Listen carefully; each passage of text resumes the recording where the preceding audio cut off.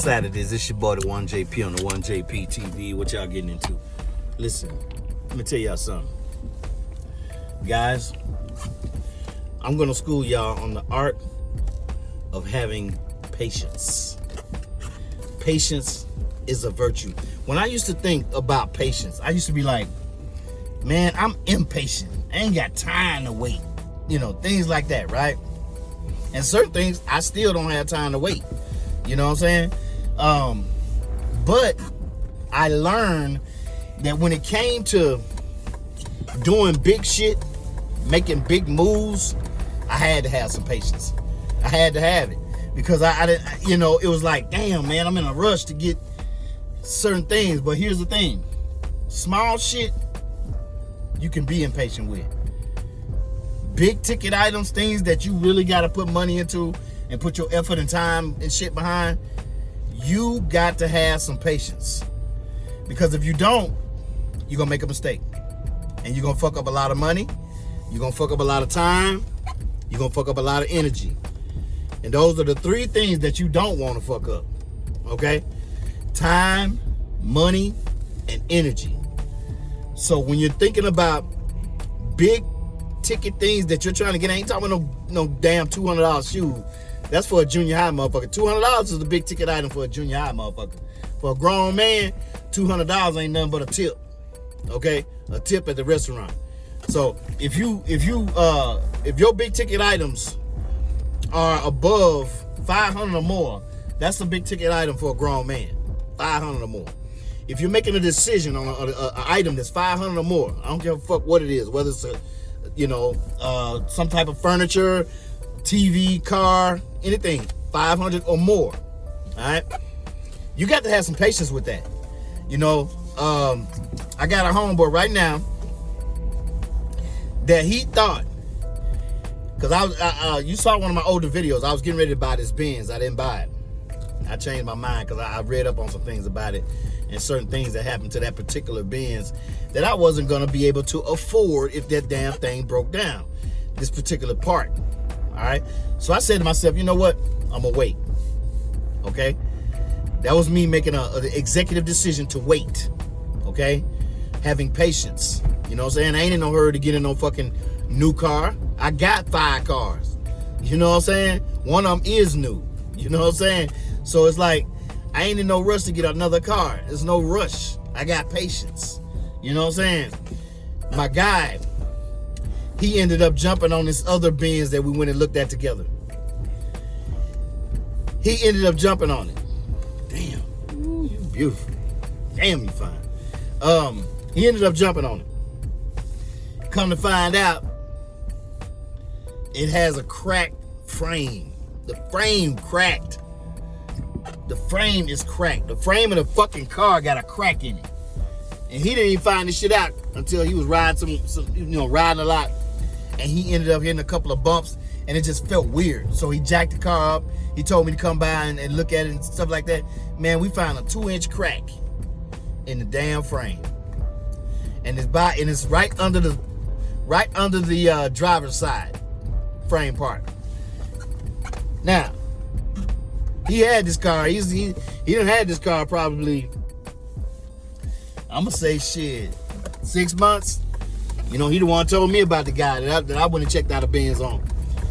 That Benz that you saw me in. He done had this car about 6 months. He into it.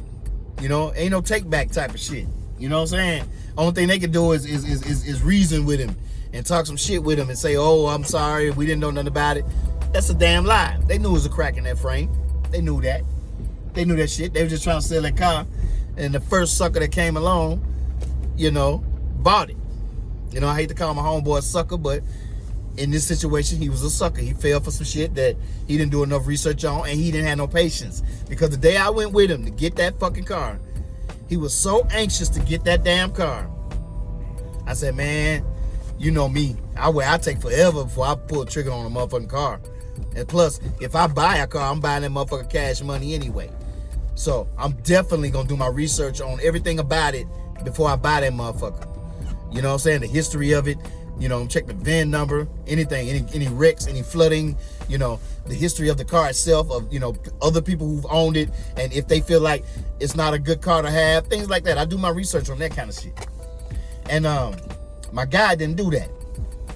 Now he's fucking pissed. He pissed. He's trying to find any loophole he can in the contract of his car to try to get a discount, because he bought it from some you know the little car lots that be on the corner. I never buy a car from them. If I don't buy a car from an individual who I know done took care of that motherfucker, I'm going straight to the dealership. I'm never going to these little corner lots, because those guys, the little corner lots that's out there, them guys buying flooded cars. Cars have been flooded. Cars have been fire damaged. Cars that got bad wiring, all kind of shit, and they sell it to you. And next thing you know, that's your headache. So I never buy a car from a corner lot. You know what I'm saying? Never do that. Don't ever waste your time doing that shit. If you don't buy it from an individual, you buy that motherfucker from the dealership, straight out the gate. And that's what I do. That's why my cars are in good shape and they last. Because I don't buy no bullshit, and I don't just jump on anything, and I don't do no corner lots. My guy bought this car for corner lot because he really wanted this model. I said, you know, hey, we can find a different model. That ain't nothing. But he really wanted this one. The color and everything was right. It had a wing on it. All that kind of extra shit, all the goodies that he thought he wanted, he shot for in his car. And this car had all the goodies that he wanted, bells and whistles and shit, but the frame was cracked. And I asked the motherfucker, how did the frame get cracked? Did the truck get dropped off? Did the car get dropped off the truck, or something happened to where it fell in a ditch or something? It ain't no report showing that, you know, there's no Carfax showing that the motherfucking frame was cracked. So we tripping. And my boy really tripping right now, because he's like, but where the goddamn cracked frame come from? You know what I'm saying? Well, who knows? But he's stuck with it. And he trying to find some litigation, some kind of way to get out of it now, because he don't want that car no more. And shit, you know how some of these car lots, man, they tell you got 30 days to bring it back, or 2 days, 2 weeks, or some shit. You know, but this was, like, again, this was a corner lot. So they probably didn't give him no deal like that. They just said sold